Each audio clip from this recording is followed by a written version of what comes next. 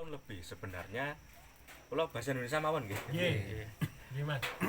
Pada mulanya itu Campuran ono. nggih, sudah 1 tahun lebih. Jadi keluhan mengenai siapa sebenarnya yang dimakamkan di Pesarian Krapyak Maijo ini itu sudah saya dengar, terutama dari Pak Tejo. Nggih. Pak Tejo ketika mampir ngopi di tempat saya itu sudah tahun-tahun lalu itu udah nggih, selenting-selenting itu sudah bicara mengenai Pasarian ini gitu. Tapi untuk siapa nama beliau itu tidak tahu gitu. Ternyata ini menjadi misteri sampai akhirnya Pak Lurah itu berkali-kali datang ke tempat saya ngopi gitu, tapi ya nggak pernah bicara soal ini Pesarian. Hingga akhirnya itu beberapa minggu lalu beliau minta bantuan untuk saya agar mau untuk membukakan ini. Ya saya coba gitu, saya menyanggupi, ya saya usahakan gitu. Karena jujur saja ketika pertama kali saya kesini, pantas kenapa kok sulit diketahui. Karena yang Sumare yang dimakamkan di sini itu bukan orang biasa, artinya bukan orang sembarangan. Jadi orang dulu itu orang yang suka bertapa, suka bertirakat dan lain-lain. Jadi untuk membukanya itu juga membutuhkan suatu daya yang besar. Singkat cerita, saya kesini itu bersama dengan teman gitu, 2 orang jadi kesini itu untuk mengetahui pertama kali. Nah, yang uniknya ketika pertama kali mengetahui di sini, ini saya mohonkan petunjuk dengan teman saya, mohon ya Allah ini ditunjukkan siapa beliau. Ternyata memang sulit. Wah, ini sulit ini. Harus berkali-kali baru bisa. Jadi ada banyak lapisan-lapisan yang sulit ditembus. Karena niku wow, kathah halimune, kathah panglimunane. Niku mboten panglimunan biasa, amargi panglimunan saking karomahipun para leluhur niku ingkang sumari ten mriki. Jadi makam orang Winasis itu juga punya suatu kekhususan tertentu.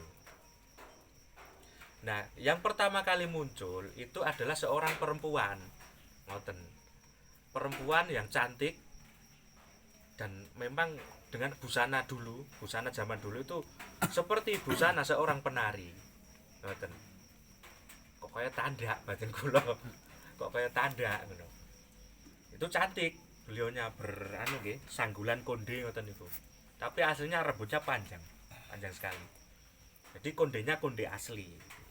Rambutnya sanggulnya juga sanggul asli. Lah, yang kedua muncul kan yang makam sini pertama nggih kula.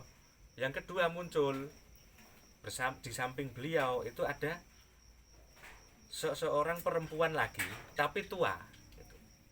Jadi seperti nini. Jadi karena sudah tua gitu. Lebih tua lah. Intinya ada 2 perempuan itu, 1 agak muda, 2 sudah tua. Nah, ini saya mohonkan untuk diperlihatkan atau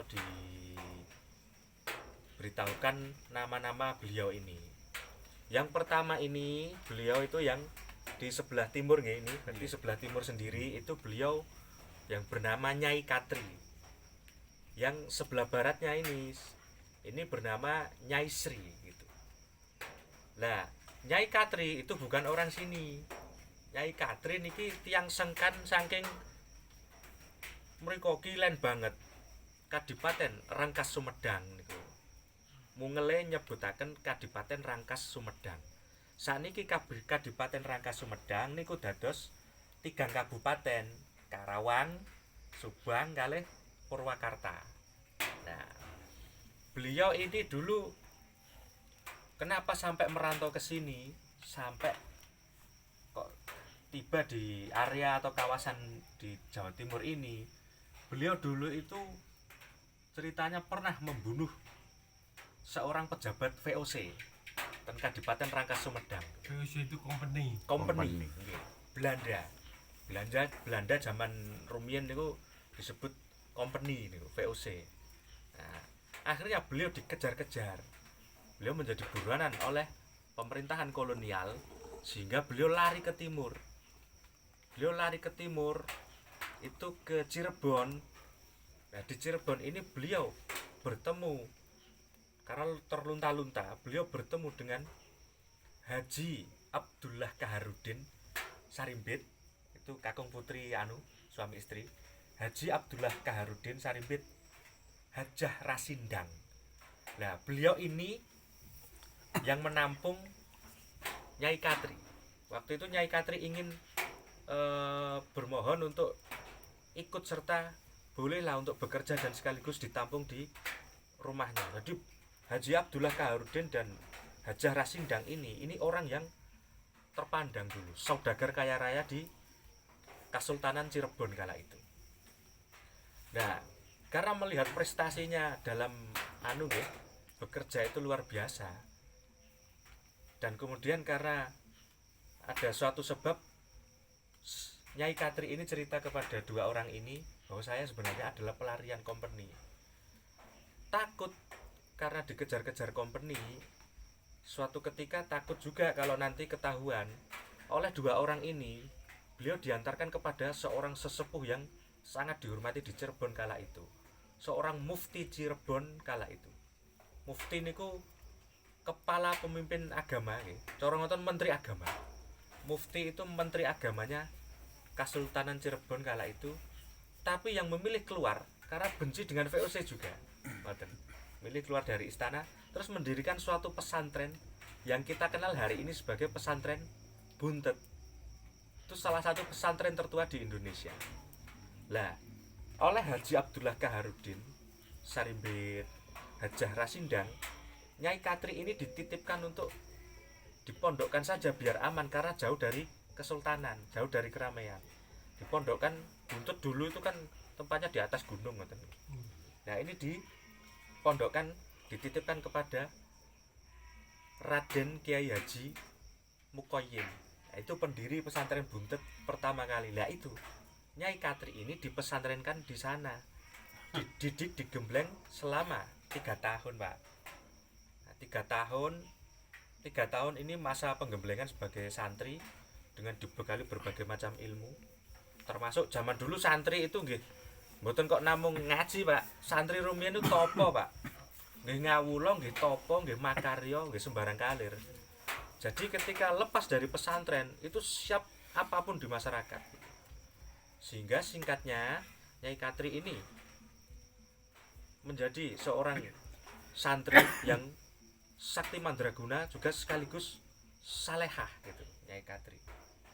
Nah, akhirnya beliau ini oleh Simbah Kiai Raden Haji Mukoyim tadi disuruh, udah kamu lari saja, kamu terus ikuti pesisir utara, terus ke timur, sampai kamu ke timur nanti kamu akan bertemu dengan seseorang, dan terus dijongkok. Nah, seseorang itu yang akan menjadi partner cara ngoten, kekonco.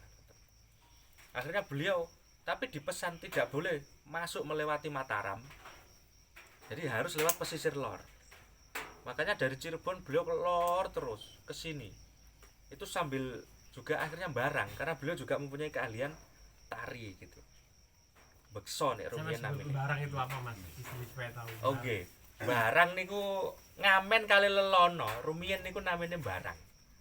Itu bahasa kuno gitu. Barang. Jadi sekarang kan ngamen itu sehari terus pulang. Nek rumiyin nu ngamen itu saged tahun-tahunan. Lelono ngoten sambi ngamen, dan niku namanya barang.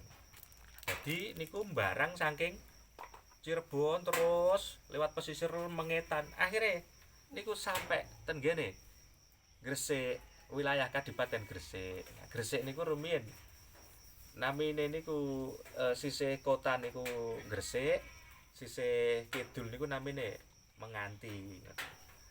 Lah pada waktu itu beliau sampai di sekitaran Duduk dan Bunder. Duduk dan Bunder itu juga lelono kayak gitu, sambil menyelamatkan diri pokoknya agar jangan sampai kena buronan VOC. Ketemu di suatu tempat, waktu itu tempat rame seperti pasar Tiban gitu, tempat rame. itu ketemu dengan Nyai Sri ini. Nyai Sri.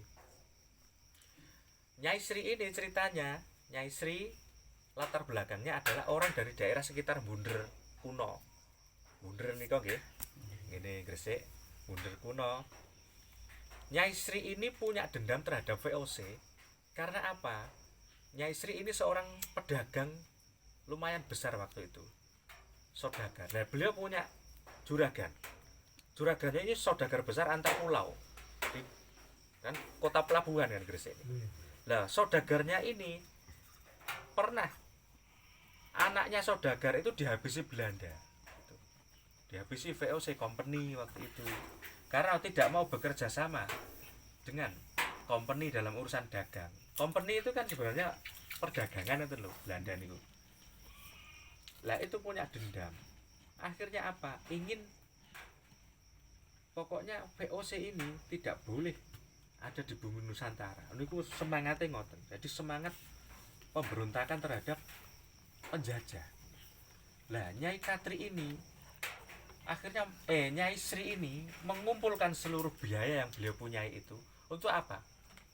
Untuk mencari pendekar-pendekar sakti tapi yang punya kemampuan seni, karena beliau ini akan mendirikan suatu kelompok seni, kelompok barang niku wau kangge keliling. Dan untuk apa? Untuk mengumpulkan informasi-informasi mengenai VOC itu nanti akan diberikan kepada pejuang-pejuang asli Nusantara gitu. Nah, beliau ini mencari, salah satunya Nyai Katri. Nyai Katri ketemu, wah dianggap sederek akhirnya sedulur. Nah, Nyai Katri ini orangnya sakti Pak, tidak mempan, mboten tedas tapak palu ning pande. Peluru niku mboten mempan. Mongko peluru zaman sakmonten niku gede-gede ngoten, ageng-ageng. Tembaknya itu tembak gejluk zaman sakmonten. Nah, itu beliau diajak karena memang kemampuannya juga sakti. Dan ternyata salehah, pandai mengaji dan sebagainya. Nah, singkatnya itu ketemu dengan berbagai macam orang itu, akhirnya menjadi suatu kelompok. Kelompok ini dinamakan Margoleres. Jadi namanya Margoleres, suatu kelompok kesenian barang. Margoleres. Makanya ketika itu, kula nyuwun pirsa maneh, kula nyuwunaken pirsa sinten mawon niki anggotane. Ternyata dimakamkan di sini semua. Jadi makamnya tidak hanya 2 ngoten. Niku wonten makame ten pojok niku wonten kalih nika. Pojok niku kalih. Niki sebelah sisih lere wit pelem nggih niki wonten setunggal. Lah, sisih bangunan cungkup niki lere niku wonten 3. Terus sisih ketindes pas niki, ketindes pas. Nggih niki, mboten pager nggih sing niki tembok. Tembok niki ketindes pas nanging rada sisih ngetan sithik. Lah niku gendhoga. Gendhoga niku ten mriku, gendhoga.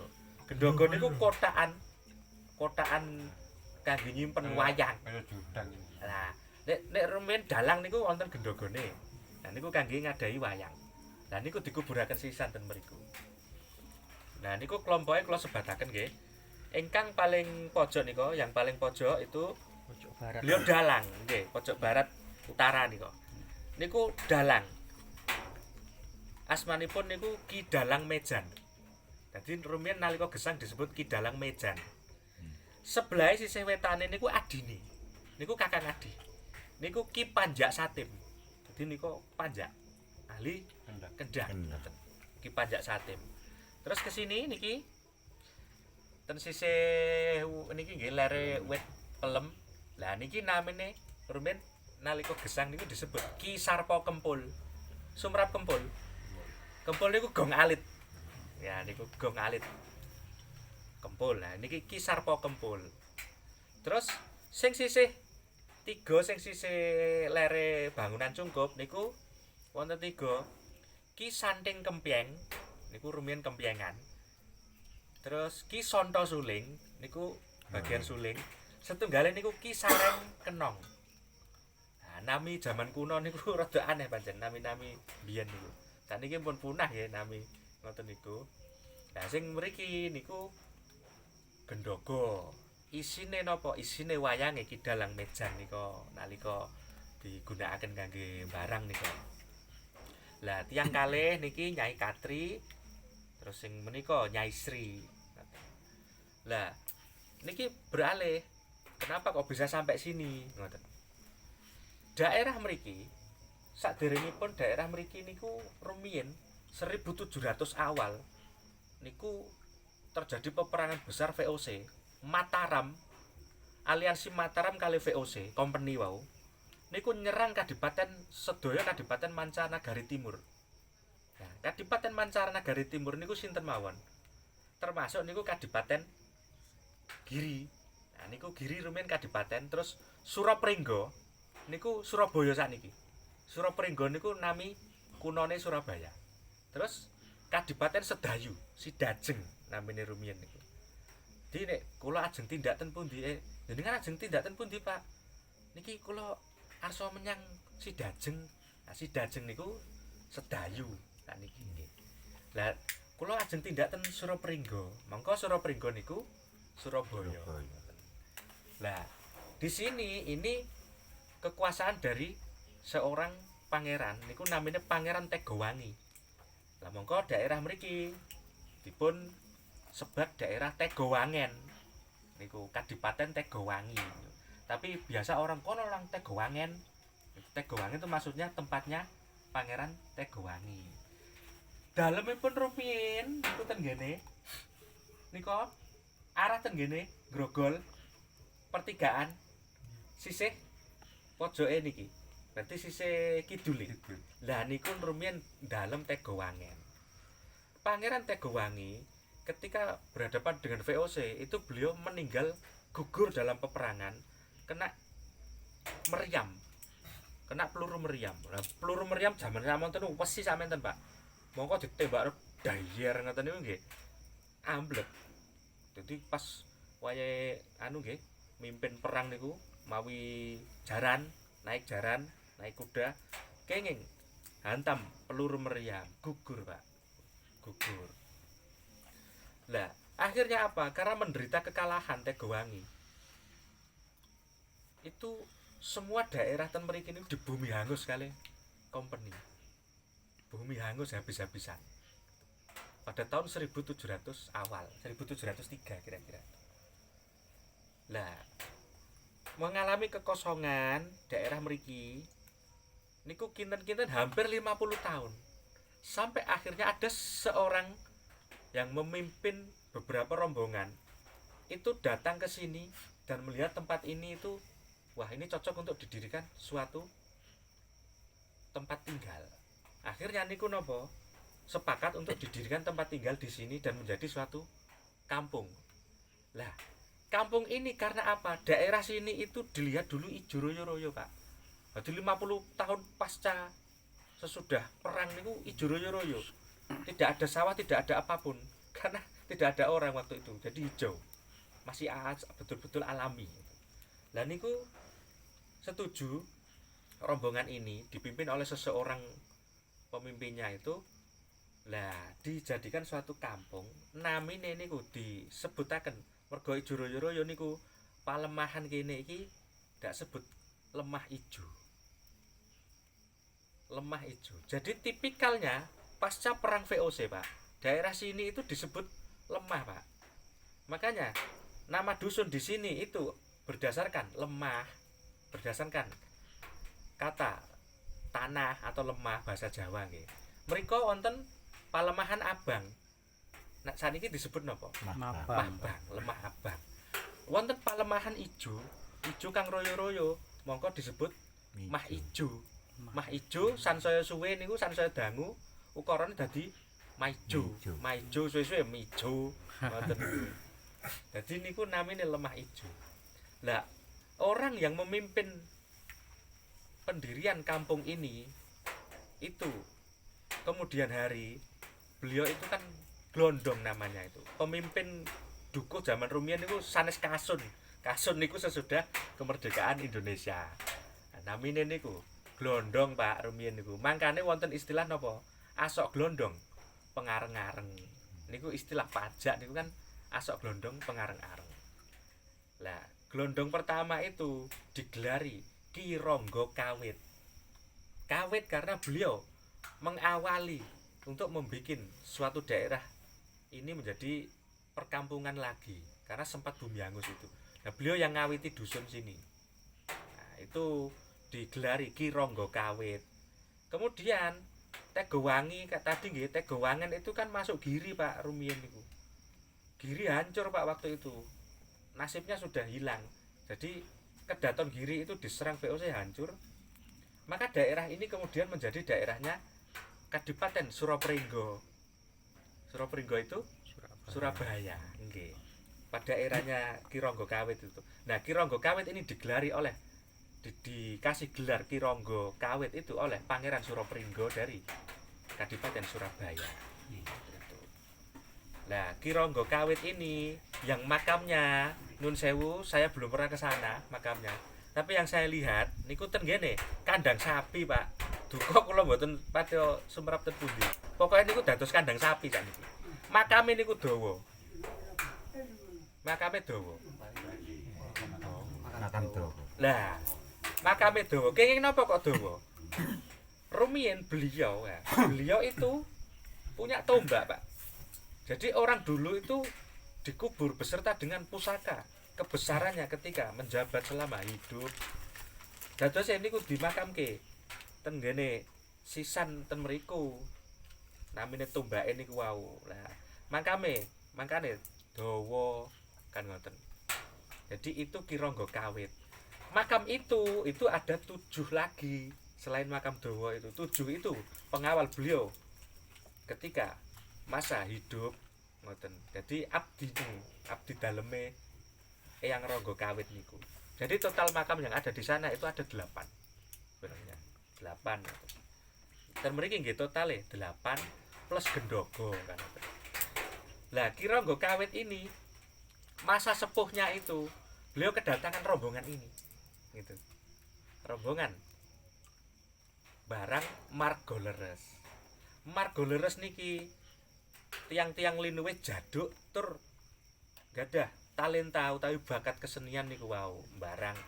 Jadi tanda nggih gebyar pagelaran ngoten niku. Tapi uniknya niku sampai ten pundi maune mboten ten mriki sampai, tapi ten pasar, Pak. Peken ageng rumiyin ten daerah mriki niku peken namine peken Jombang.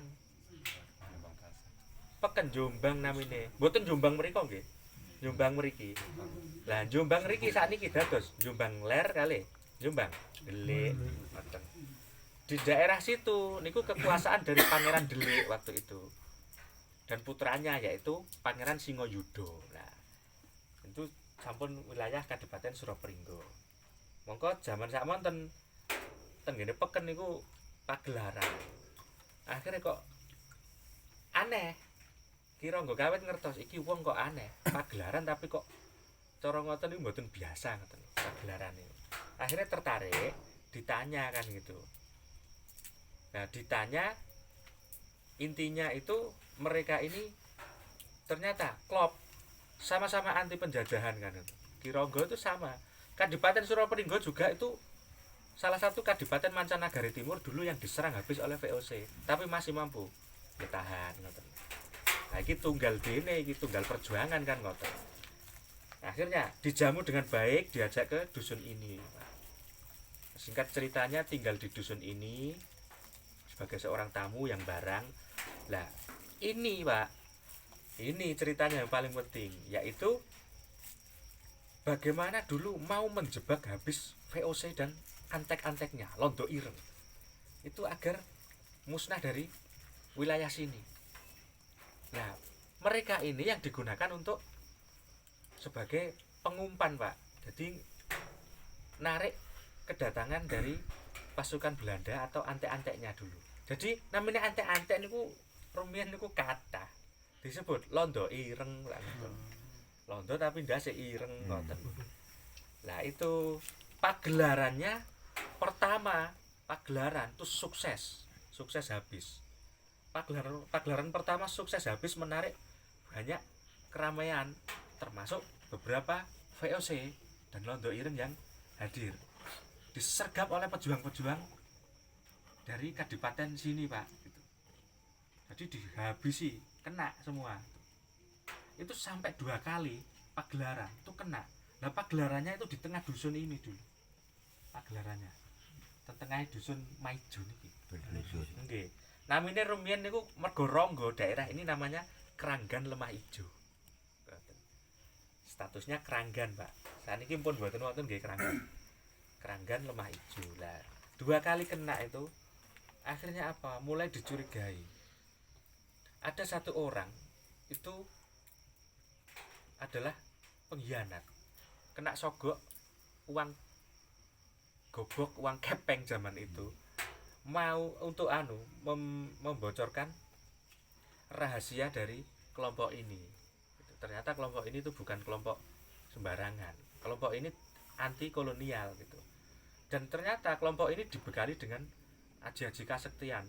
Dulu itu kasekten itu wajib Pak ten pundi-pundi. Alat zamanin jenengan sing sepuh-sepuh niku arep metu dusun terus ngerantau ngoten mesti nyuwun sangu tengene tiang sepuh kan ngoten. Bangsa nglakoni ta sing piye kan ngoten niku.